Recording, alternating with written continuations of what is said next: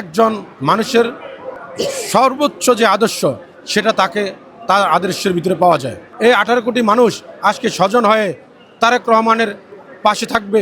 যেহেতু ছাত্রদলের রাজনীতি দিয়ে আমার রাজনীতিটা শুরু, দেশনেত্রী বেগম খালেদা জিয়া আমাদের জন্য, যারা বিশেষ করে ছাত্র রাজনীতি, জাতীয়তাবাদী ছাত্রদল, তাদের জন্য একটা আবেগের জায়গা, ইমোশনের জায়গা।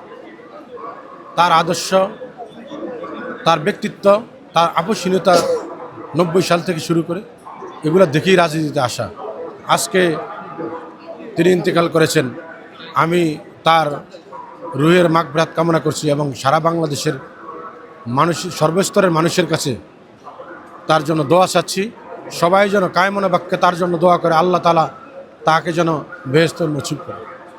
দীর্ঘ 17 বছরের যে আদালতের বারান্দায় তার অনেক স্মৃতি রয়েছে।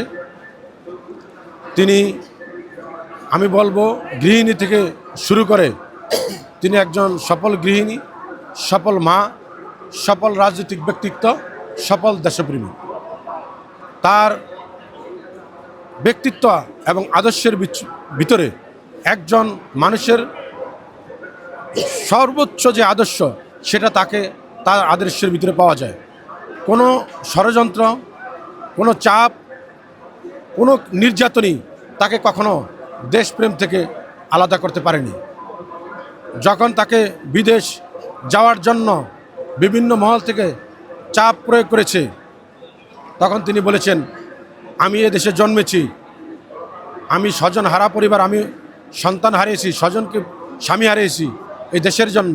আমার কোনো বাইরের স্বজন নেই, এই 18 কোটি মানুষই আমার স্বজন। এই 18 কোটি মানুষকে স্বজন ভেবে তিনি থেকেছেন। আজকে 18 কোটি মানুষের মাঝে তিনি মারা গিয়েছেন। আমি তার জন্য আবারও দোয়া চাইব এবং বলবো, আজকে আমাদের ভারপ্রাপ্ত চেয়ারম্যান তারেক রহমান স্বজনহারা, বাবা নেই, মা নেই, ভাই নেই, তিনি একা। আমি বলবো, তার মা বলে গিয়েছেন 18 কোটি মানুষে তার স্বজন। এই 18 কোটি মানুষ আজকে স্বজন হয়ে তারেক রহমানের পাশে থাকবে। আগামী দিনের রাষ্ট্র গঠনে তারেক রহমানকে সাপোর্ট, সহযোগিতা, ভালোবাসা দিয়ে আগলে রাখবে স্বজন হয়ে।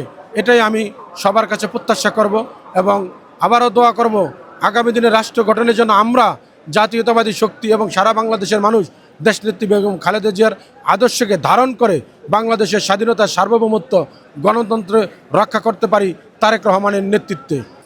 আমি বলবো, দেশনেত্রী বেগম খালেদা জিয়ার যে ইন্তেকাল করেছেন, বাংলাদেশের রাজনীতিতে যে অপূরণীয় ক্ষতি হয়েছে, তার মতো ধীরচেতা ব্যক্তিত্ব, আবসীন ব্যক্তিত্ব আর বাংলাদেশে আসবে আমার মনে হয়। আপনারা দেখেছেন 1982 সালে সেই স্বৈরাচার বিরোধী আন্দোলনে তার ভূমিকা, বাংলাদেশের সংসদীয় গণতন্ত্র প্রতিষ্ঠায়।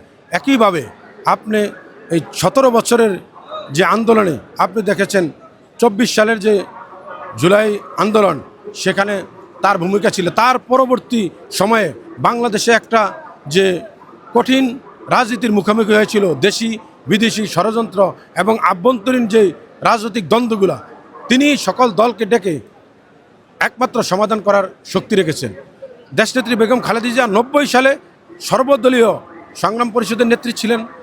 এই একইভাবে 24-এর রাজনীতির পরে যে সংকট দেখা দিয়েছিল, তিনি একমাত্র নেতৃত্ব দিয়ে সেটা সংকট কাটিয়ে উঠেছিলেন।